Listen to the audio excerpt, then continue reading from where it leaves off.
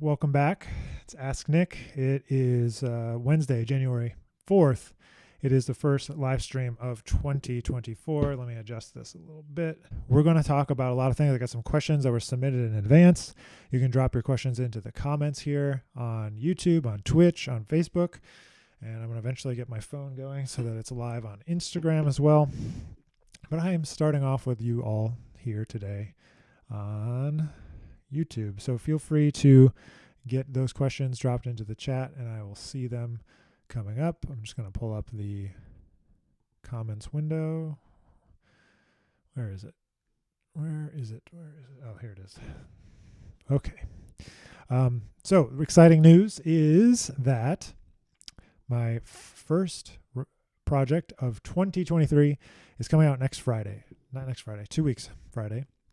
The 20th of January, 2023 is the first single from my new record. So the new record is a piece that I recorded last summer with my group, with Lucas Pino, Alex Wintz, Dave Barron, Jimmy McBride, Glenn Zaleski.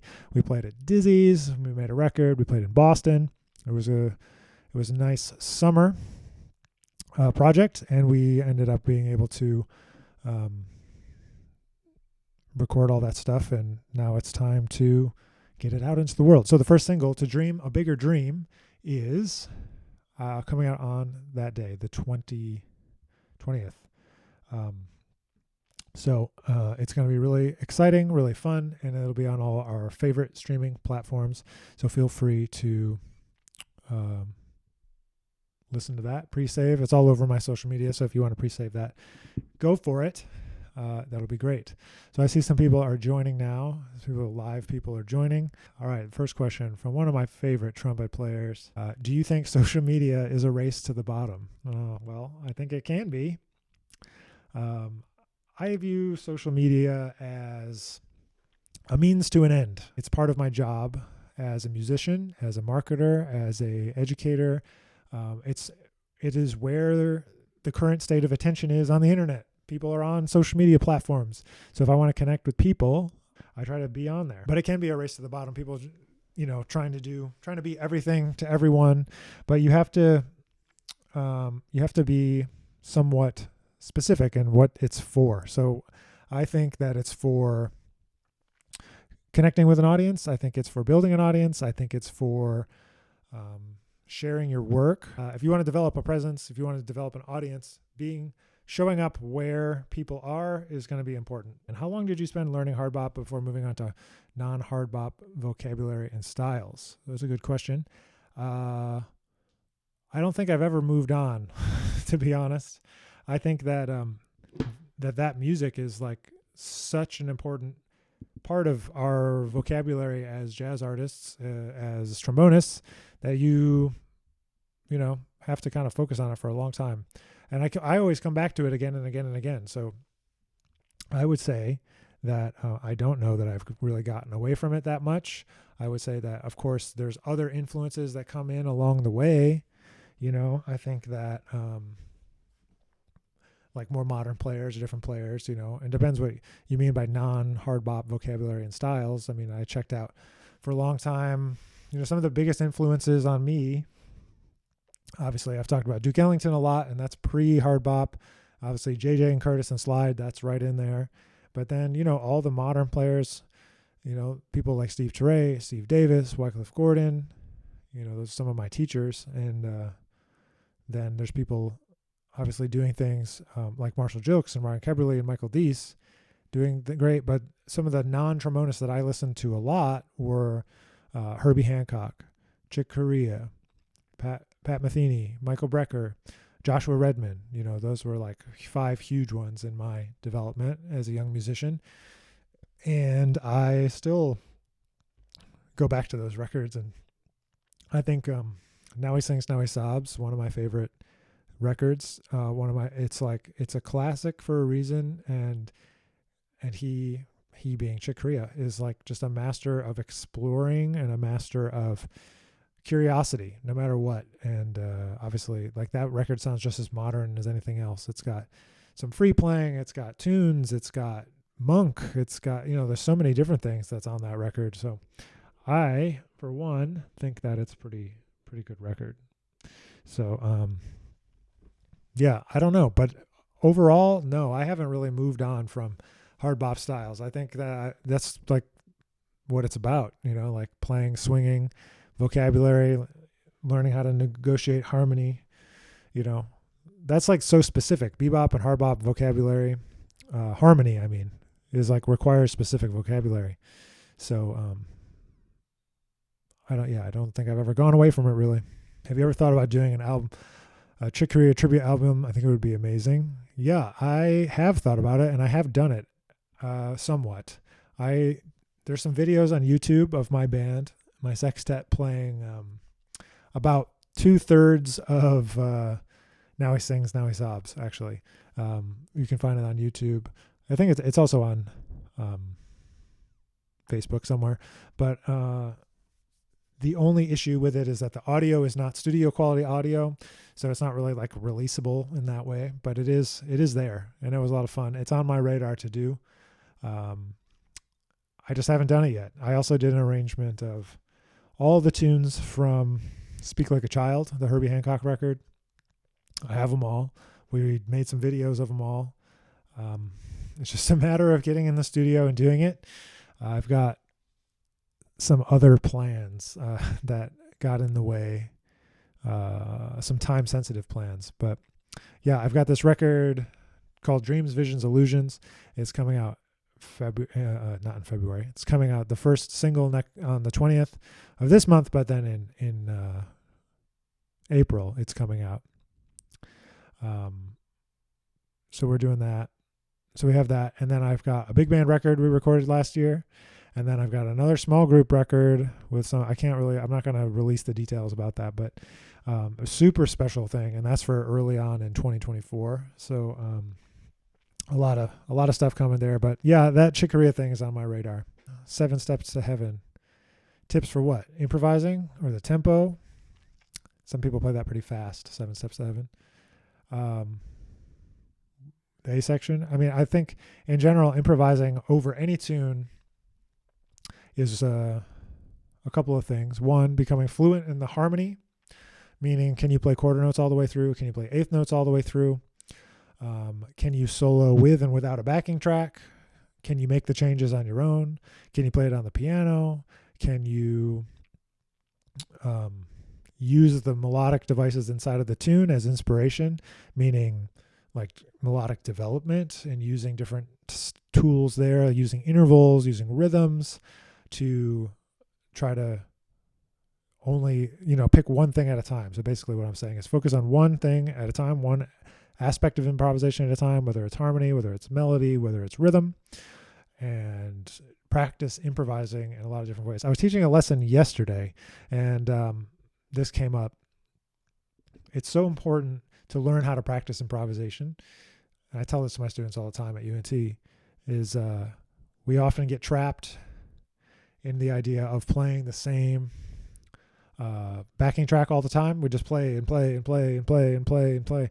And 7 minutes went by and you played at the same key and the same tempo, and you just went through all of your stuff again and again and again and again and again. And it's like, well, it's not really super effective for practicing. You're not getting any better. You're getting experience playing through the harmony. That's certainly true, because you are.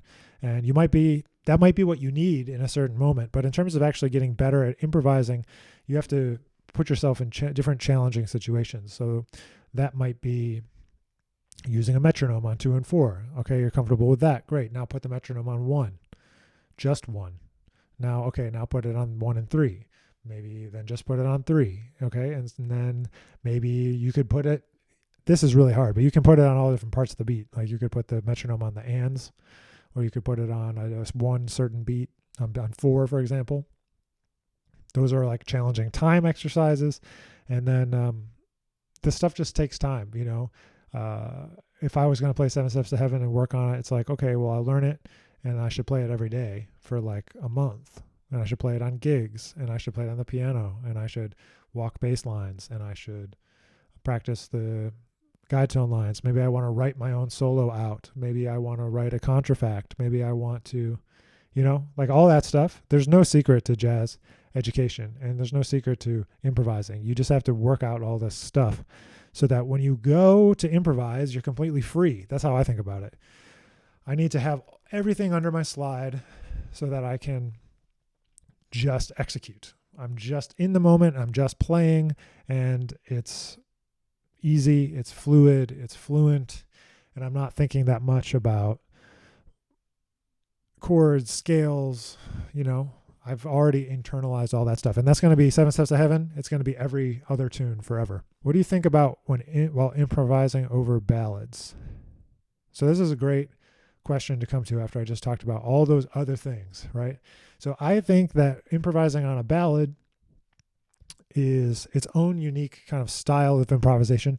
There's different types of tunes where I'm kind of like, okay, well, in this situation, you need to change your concept of how you're going to practice improvisation and kind of shift it over to something else. And a ballad is one of those things. So number one is that you don't have to play everything number one, but you have to figure out a way. This is what I think about on a ballad, and this is before even improvising over a ballad, is how do I take my natural self, my natural musical self, so meaning like how I would improvise, and apply it to this ballad situation. Because I think there's certain musicians that have such a personal way of addressing the melody.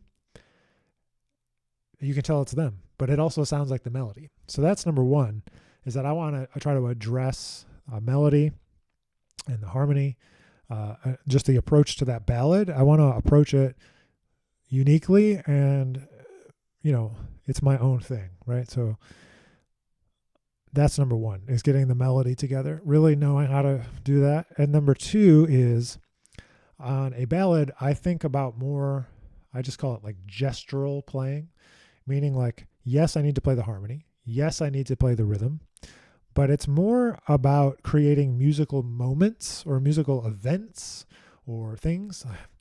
Stuff has to happen to be interesting to the audience, right? So if you just play really slow eighth notes, or you just play double time 16th notes, it's kind of boring. It's not very musical if that's all you do, right? So to me, the ballad really gives you the chance to interact with the band and bring the band along with you to make a musical statement. I think about extremes of dynamics. I think about playing in different registers, but it all comes down to the same thing, like creating interest through variety and different types of musical moments. It's not about what notes to play or something, but it's like just a totally different musical concept to improvise over a ballad. And so I also approach ballads in a couple of different ways. If like I'm playing an open horn, I do a lot of ballads with like a pixie and plunger mute, because I think that that's just a nice color change. But of course, trombone sounds great on a ballad. Normally, I think thinking about the key that you play the ballad in is really important. JJ was a master of this, changing the key of the tune to a key that the trombone can really sing out. Excuse me. Or sometimes I change the key of something so that I can play it a cappella. Bass players know about this. They play so they can use open strings. And so then I think about, all right, well, if I think about that open string concept, I have pedal notes, but there's only, maybe 7 of them. If you're really, really good, you can get that low pedal E. Like I don't play a horn with a trigger all the time, so I'm not going to use E flat, D, D flat, C, or B. So that's 5 keys where that can't be 1 or 5 if I want to use the lower register. So like sometimes you want the 1 to be the pedal note, and sometimes you want the 5 to be the pedal note. So like when I did Single Pedal of a Rose, on my record Here and Now, we did it in D flat. But then when I started playing that as a solo piece, like by myself, it's on Out of Focus, the record came out last 21. And I did that in G because I wanted to move it around so that I could use, quote unquote, the open strings of the trombone or the pedal notes. So anyway, you got to put it in a key that's going to allow you to take advantage of the tune and improvise in a register, display the melody in a register where it really sings out. So that's part of it. So those are some things to think about on a ballad. hopefully that's helpful. Thoughts on Dexter Gordon. Love Dexter Gordon. I love that record, Day in Copenhagen with Slide Hampton. It's one of my favorites. He has such a unique way, he being Dexter, of being behind the beat without being dragging, you know? Why did you pick trombone? It's a good question. Well, it's a kind of a multiple part answer, I suppose. There's two answers. One was I was the tall kid, and so they made me play trombone. I had long arms. You got to be able to reach out to seventh position. That's part of the answer. I wanted to play drums, and I wanted to play trumpet. But I picked trombone in Rochester, New York, where I grew up. There's a school called the Eastman School of Music. And at Eastman, there was a great trombone teacher there named Emery Remington. And he was really influential in so many trombone players around the area. So there was a lot of trombone players that were really great pedagogues in the area, a lot of great teachers. And so they also started the trombone choir, the idea of a trombone choir at Eastman. There probably had been one before Eastman, but anyway, it's associated with starting at Eastman, whatever, I don't know. Somebody can correct me. But I heard that when I was young and kind of hooked me on the sound. Like the sound of a bunch of trombones together is pretty great.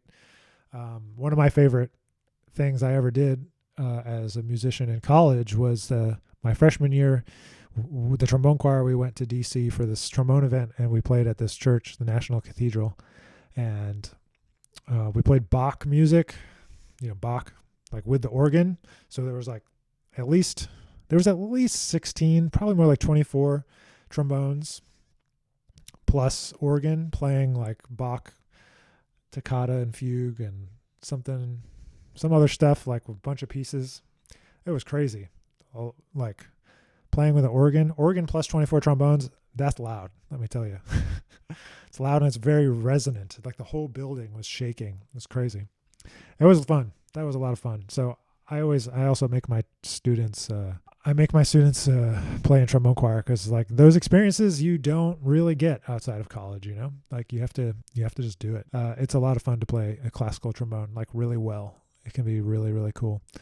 But anyway, so that was around when I was growing up in Rochester. And there was also another event called Trombone Circus. I know it sounds so dumb now, but it was called Trombone Circus, and they had guest trombone players in, one of which, when I was in 6th grade, I remember this, 6th grade, Fred Wesley of the James Brown days, Parliament, all that stuff, great funk trombone player. He came, and I was in 6th grade, and I met him, and I thought he was the coolest person I'd ever met. And he talked about wanting to play like Curtis Fuller, and that's all he wanted to do is learn how to play like Curtis Fuller, and he ended up on this other path, doing all the funk stuff, the JBs and all that stuff. So that was like extremely influential. There was a lot of great trombone players around, and I got to meet them when I was young. And so I'm sure that encouraged me to keep going. And like when you're young, like when you're good at something, like because you've put a lot of time into it, you tend to keep on going with it. In my experience, if somebody's good at sports, they keep on doing sports. Someone's good at music, they keep doing music. So one thing led to another, and I found Duke Ellington's music, and kind of the rest was off to the races. I wanted to be a classical player, but when I didn't get into the youth orchestra, I realized maybe that wasn't my strong suit. Like playing the same thing exactly the same way every single time. Maybe not my bag. Maybe something else was my bag. Do you get to play classical much these days? Not really. Not officially. I keep thinking about trying to get it together, maybe do something, play some stuff. I don't think my students realize that I'm serious when I say that I practiced all that stuff, all the etudes and the pieces and all those things. And I've been practicing on my classical horn. It's right here.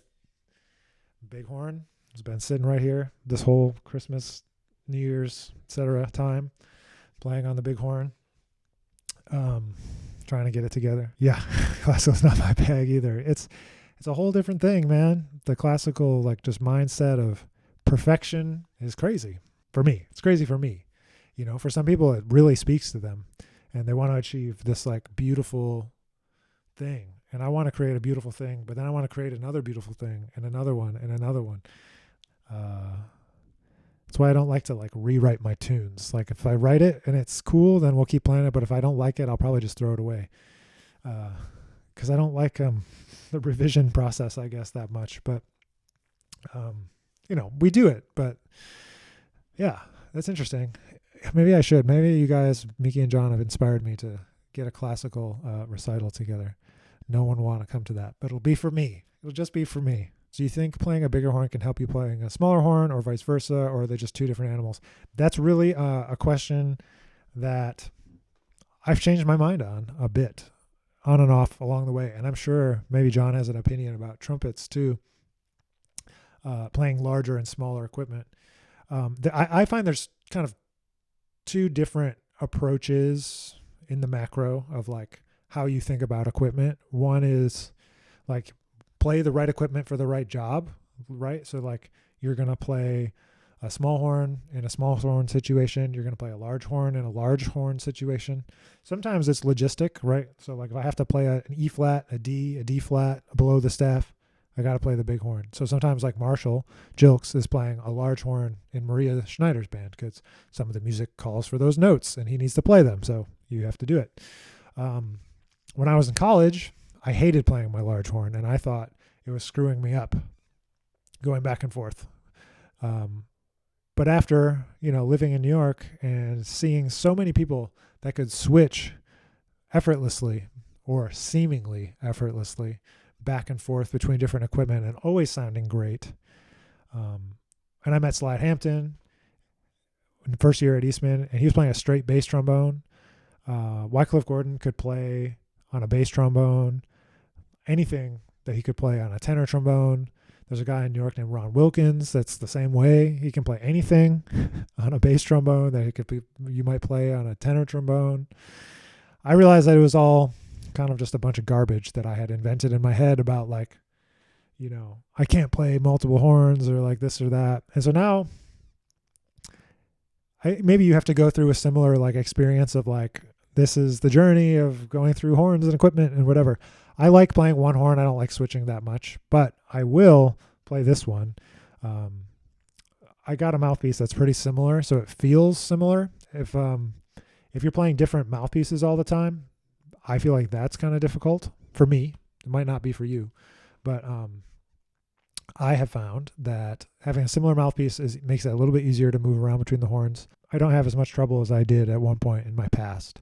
I do think going small to large can be easier than large to small. Or wait a minute, is it the other way around? I kind of don't think about it anymore. As soon as I stopped thinking about it, it became easier. So I don't know if that's helpful too, but my sound is somewhere in between this horn and the horn that I usually play. I'm constantly trying to find a way to make that horn, that King 3B plus. It's in the shop, so I gotta getting some work done on it. But it's something that's got to be bigger and darker than that. But something about a 547 large bore tenor doesn't have the right sound to me either. And it could just be the ones that I've played, But like the 8.5 inch bell is maybe too big. 7.5 inch is too small, and not a lot of people want to make anything in between. And I've had a heck of a time trying to get King to do it. Other people I've talked to over the years, just they think that nobody wants it. But I'm like, well, nobody wants what they can't try or that they don't understand. And so I think like a medium bore horn is like a really great option for a lot of people that are not planning to play in the New York Phil. Like if you're not trying to have that huge sound, you don't need a huge horn. And like those huge, not that it's that huge even, I'm exaggerating certainly, but there's something about the sound that is kind of, especially like an Edwards or a Shires, a new one, it makes it so wide. It has no like nimbleness, and it's this kind of monochromatic, I feel like sometimes. And maybe it's just me, I always think that though. I'm always like, maybe it's just me. I don't understand. Yeah, Pete, I play a 3B plus. So a 3B plus is a 525 medium bore horn. Yeah, it's yellow brass. It looks like a 3B, but it's a larger bore, 525 bore. The best horn I ever played though, what I want to get, it's either like a 525 or 525, 547 can be cool. But that's what Steve Turre plays on. He's got a 525, 547 dual bore with a slightly larger bell, and his is gold plated, which I'm not sure if it makes a big difference, but it's a nice horn, the one he's got. But anyway, I've probably scared everyone off by talking about bore sizes and all this kind of stuff. But yeah, so I play 3B plus. I've been playing this horn, but this is old. This is from 1967. This Con 88H from 1967, or maybe it's 1969. One or the other. But like I said, like at Eastman, like there were so many people around Rochester that had horns and old horns that I was able to buy that from like a high school teacher. How do you approach getting back to the horn after not playing for a while? I play an F for a long time. Seriously, I know it seems like such a simple answer, but I go to the middle register, mezzo piano, and I just play a long tone. The couple things go straight away for me if it's been a long time. So resonance of sound, right? It gets a little fuzzy probably. So I'll do whisper tones. And then I do pitch bends. I love doing pitch bends. I've been doing them ever since Elliot Mason reminded me to do them in a lesson when this was 10 years ago. Not 10 years ago. Yeah, maybe 10 years ago. And I was like, oh yeah, got to do this. And then I try to do a lot of kind of inspired by the Caruso method. I don't know the method exactly to say that this is exactly the Caruso method. Caruso is a trumpet teacher, trumpet player.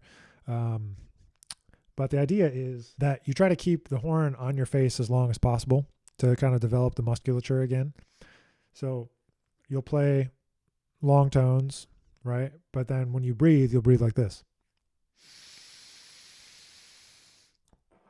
And then you'll play another note. So you keep the horn on your face while you're breathing so that because there's so many little muscles in your face. Like if you move a little bit, you're engaging different muscles every time. It helps to build up some of the strength back. So I'll do long tones, and then I'll do like one of my students called it like a snake long tone. I call it like an intervallic long tone where I start like on F, and I'll go an octave in either direction. So like a half step and then a whole step, a minor third, major third, fourth, tritone, etc. So you get to an octave up and an octave down, and then I'll do it on a B flat above the staff, like on top of the staff, octave up and octave down. So it's just trying to get the chops back, basically. So I find whisper tones, pitch bends, those kind of endurance-based exercises as a good starting point to getting back on the horn after some time off, whether it's a couple days, a couple weeks, whatever. I don't know if I've ever gone a couple weeks, but a couple days. There's definitely periods of several weeks where I don't practice that much, but I'm maybe playing in lessons and gigs and concerts, but the practicing sometimes goes to the wayside. Do you believe in Austin Kleon's idea about stealing like an artist? Why or why not? Yes, I definitely do ascribe to that. One, because it happens, whether you like it or not. And two, because it frees you up a bit to just kind of steal like an artist, like the title of his book. If you don't know Austin Kleon, he's a writer. I think he lives in Austin, or did. But he's got a couple of good books out. They're short books if you want to read them. But he talks about the best artists steal. They find inspiration from things and make it their own. That's exactly what we do every time we transcribe something. It's exactly what we do whenever we learn a tune. It's exactly what we do when we listen to our favorite records. So I don't think you can be a jazz musician and not steal stuff. Like that would be trying to learn the language without ever hearing the language. That's why I talk about listening so much and developing a concept for your improvisation, for your sound. Everything needs a concept. You need a context to develop a concept in order to execute something that's interesting for people to hear. If it's just totally out of left field and has no relationship to anything else that you've heard, it doesn't feel authentic. It feels like, what is that person doing?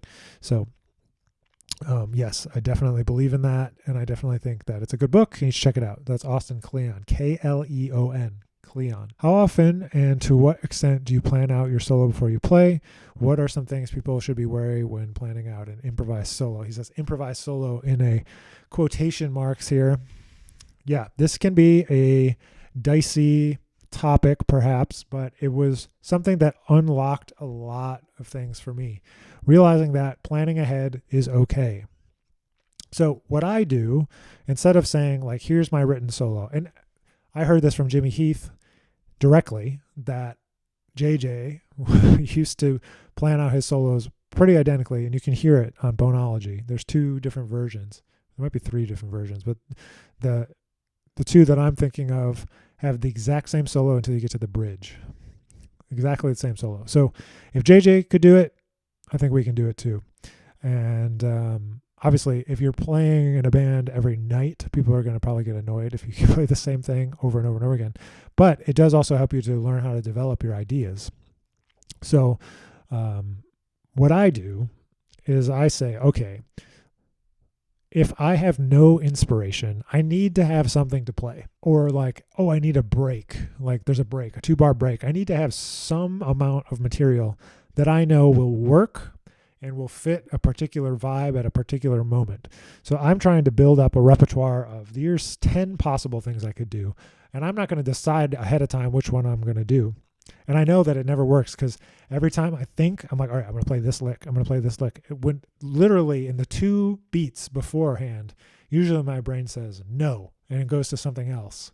So planning it totally ahead of time doesn't really work for me, but planning for situations, planning for having 10 things in my bag of tricks to go to is how I think about it. So especially this happens with a break. It happens with a particularly difficult set of chord changes. It might be having a list of approaches. Like, for example, if I'm thinking about train changes, Coltrane changes like giant steps and I'm playing it, there's a couple of things that come to my mind right away as approaches I could take, not necessarily like what notes I'm exactly going to play, but that I could play 1, 2, 3, 5 patterns. I could play 1, 2, 3, 5s down in whole steps, alternating major and minor. I could play pentatonics. I could play bebop scales jumping around to the roots. I could play alternating dominant bebop scales and then minor down in whole steps. I could play, like you can go back and forth and back and forth. You have these ideas of things that you've worked out ahead of time, but they're concepts rather than literal licks. But then there's also shapes. So I teach based on shapes. Like I need 20 shapes on a 2/5. So in lesson, we'll sit there and say, okay, play something over this 2/5. Great. Okay, play it again. So you can actually remember what you played. Okay, now, just change it a little bit. Change how you resolve to a different note, but play the same thing in the first, on the 2 and the 5, but resolve to a different note on the 1 chord. And just start to like utilize the information that you have and develop it in different ways. And so that's how I think about it. I don't write out my solos altogether. I've never written out a solo and performed it. That's a lie. When I was in 7th grade, I did. I remember my first improvised solo. I don't know. Nobody asked this question, but it was on Louie Louie, 7th grade. I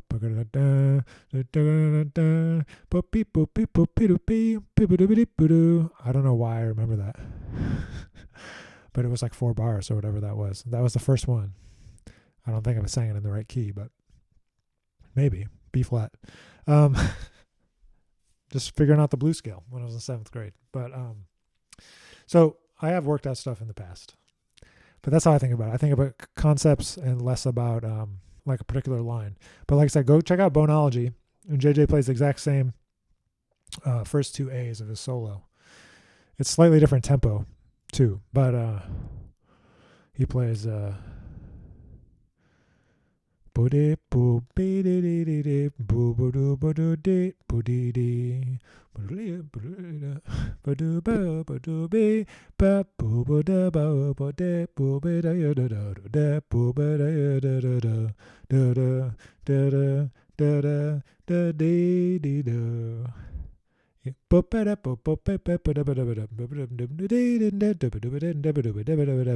it changes. The one I know goes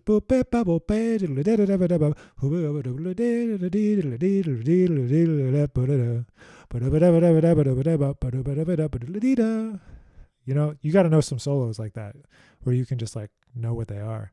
Who's really good at that is Michael Dees.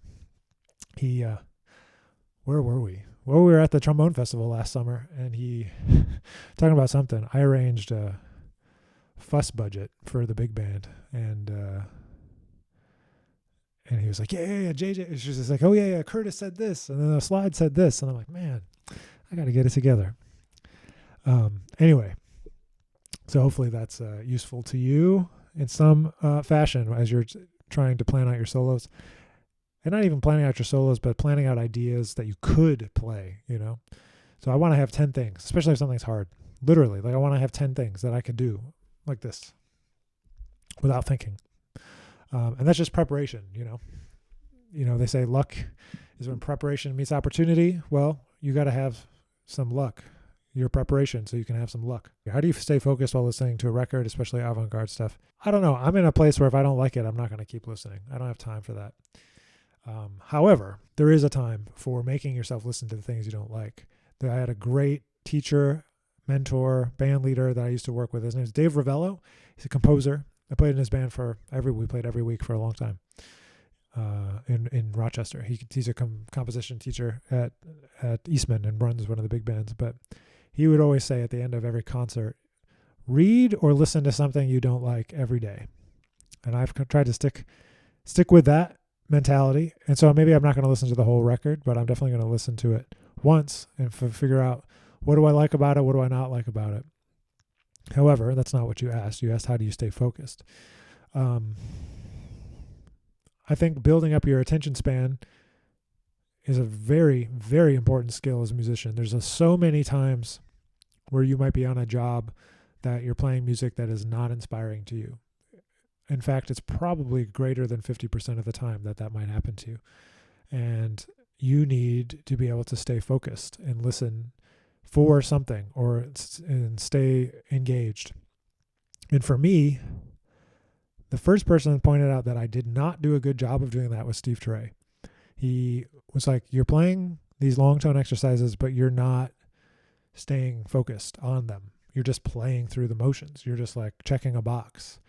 And I was like, what? And he's like, I can tell when you're focused and when you're not focused. And then when you start to become aware of when your brain drifts, you can kind of pull it back to reality, right? You can kind of sneak back in. And so it's kind of like a meditation practice or a yoga practice or anything like that, you know. Got to come back to the breath, or you got to come back to the trombone, or you got to come back to the musical situation. So training your brain to come back to the focus in a variety of different ways is really important. And that's one way to do it. So that's how I would do it. And I probably wouldn't listen to the whole record. I'd probably listen to one track at a time if it was that challenging to listen to. And I also think it's okay for you not to like things. I don't like everything, you know, and that's what makes each individual themselves, you know, is they have the things that they like and they have the things that they don't like, and we make the most out of those things. So thanks for tuning in. I am going to sign off for now, but I'll catch you all in about a month. As always, you can be in touch any way you wish. Instagram, email, text if you got my phone number, but I'm not going to leave it here. We'll catch you all soon, and have a wonderful New Year. Happy New Year, if I didn't say that to you yet. And we'll catch you real soon. See you later.